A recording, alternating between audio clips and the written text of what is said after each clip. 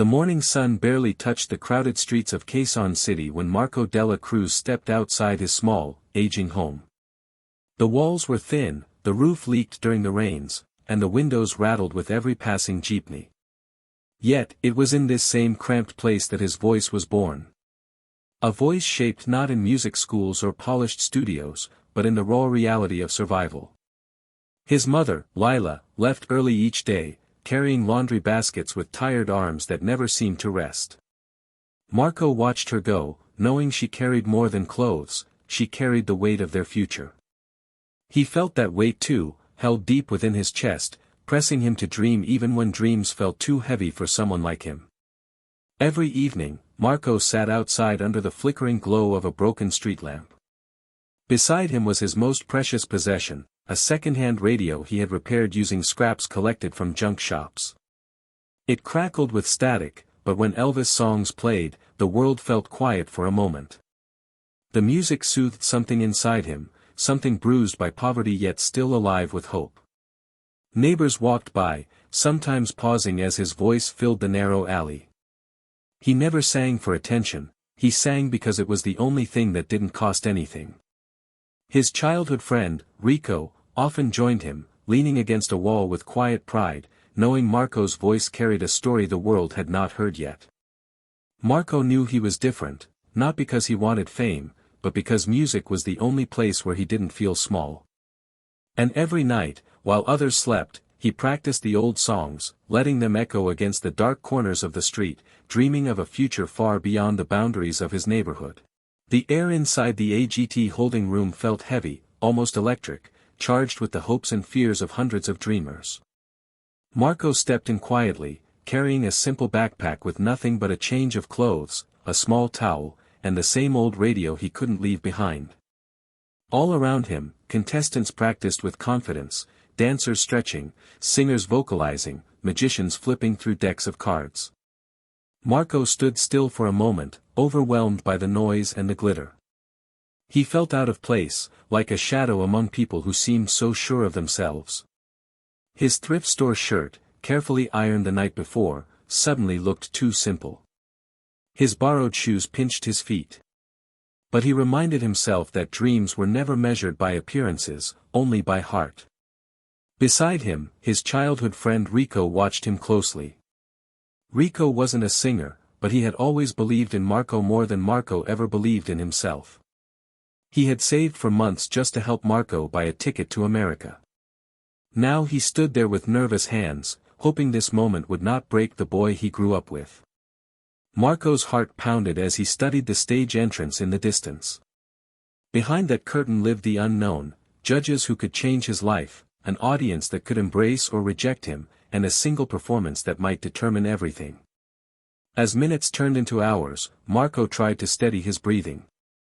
He closed his eyes, remembering the nights under the street lamp back home, the echo of Elvis songs drifting through the narrow alley. Those memories grounded him. They reminded him of where he came from, and why he came this far. When the staff member finally called his name, Marco felt his legs tremble. The room around him faded. The laughter, the chatter, the chaos, everything went silent inside his mind. Rico placed a reassuring hand on his shoulder, and Marco stepped forward, crossing the final few steps toward the stage. It wasn't just an audition. It was the first doorway to a destiny he had never dared to fully imagine. The stage lights rose slowly, washing the vast arena in a soft golden glow as Marco stepped into sight. For a moment, the world around him felt impossibly large. The judges' table glimmered beneath the bright overhead beams, and beyond it, an endless sea of faces waited in silence. He felt the weight of thousands of eyes on him, but inside his chest, there was only the steady thrum of a heartbeat that refused to be quiet. Marco held the microphone carefully, his hands trembling. It was cold, heavier than he expected, as if carrying the dreams of every moment he had ever sung under a broken street lamp. He looked down for a second, grounding himself in the memory of home, the narrow alley, his mother's tired smile, the cracked radio that played Elvis as if it were whispering hope directly into his ears. When the music began, the first gentle chords spread like warm wind across the arena. Marco closed his eyes, allowing the sound to fill him. And then, with a slow breath, he released the first note. Something shifted instantly. The same boy who walked onto the stage with shaking hands seemed to disappear. In his place stood someone transformed, a young man whose voice carried the depth of a lifetime in struggle, whose tone held a warmth that felt both familiar and reborn. It wasn't just an imitation of Elvis, it was the echo of his own journey wrapped in the voice of a legend. The audience leaned in unconsciously, drawn by the magnetic pull of his sound. Camera operators rushed to capture the moment, their lenses closing in on his trembling eyelashes, his steady posture, the emotion rising inside him. Judges sat frozen, caught between disbelief and awe, absorbing every note as if it were a rare miracle happening before their eyes. The music grew, and Marco grew with it, every rise of the melody lifting him higher than the life he had known, every fall grounding him deeper into who he truly was. His voice soared, steady and powerful, filling the arena with something raw and unfiltered, something that made hearts quiver and memories resurface. By the time he reached the final stretch of the song, Marco was no longer the shy boy from Quezon City. He had become a force, an echo of the past, a voice for the present, and a promise for the future.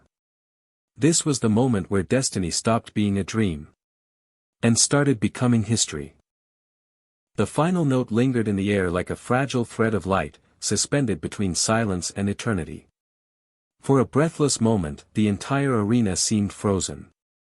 Marco stood on the center of the stage, chest rising and falling, sweat glistening on his forehead under the blazing lights. He wasn't sure if he had done enough. He wasn't sure if he had even been heard. But the truth was already written in the faces before him. Judges stared at him with widened eyes, as if witnessing something rare, something that wasn't merely talent but a soul poured into sound. The audience remained still for a heartbeat longer, caught in the spell he had unknowingly cast. Then, like a wave finally breaking after holding itself back, the room erupted.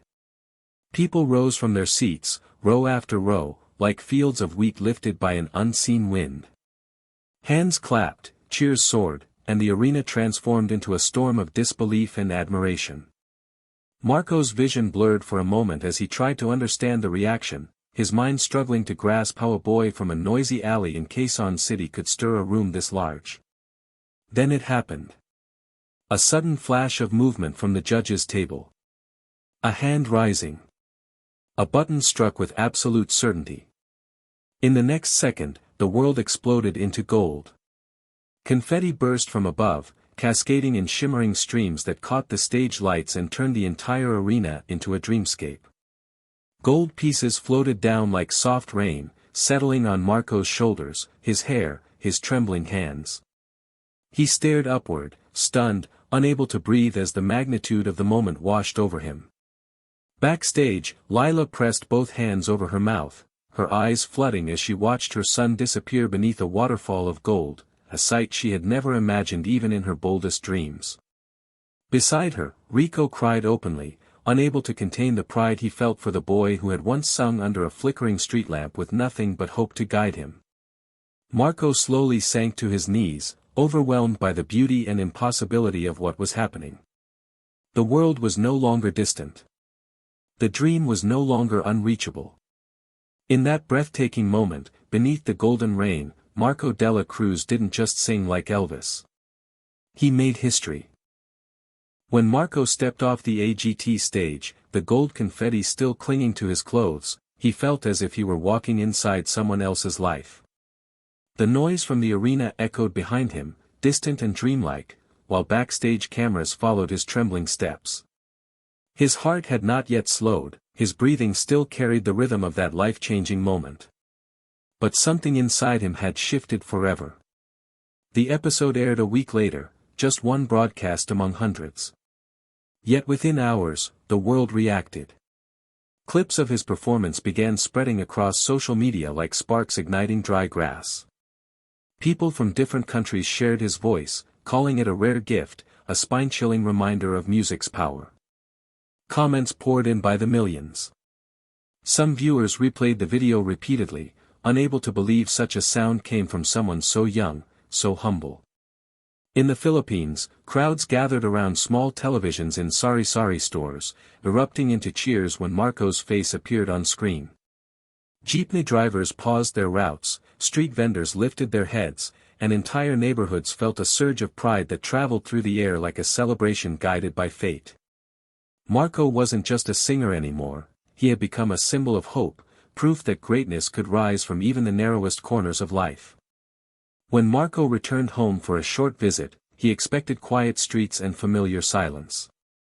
Instead, people waited for him, children waving handmade signs, elders smiling with pride, friends embracing him with arms that once held only dreams for him.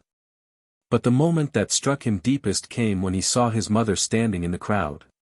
Her eyes shone with a mix of disbelief and overwhelming love, as if she were seeing the same little boy who used to sing in front of their broken radio, now transformed into someone the world admired. Marco realized something important then: the golden buzzer wasn't the end. It was the beginning of something larger than himself. His voice wasn't just his gift, it was a message to anyone who felt invisible, unheard, or forgotten. Through his journey, he had carried every struggle, every prayer, every quiet moment of hope from home. And now, the world carried him back, with admiration, with gratitude, and with the belief that he was not just another contestant. He was history in the making.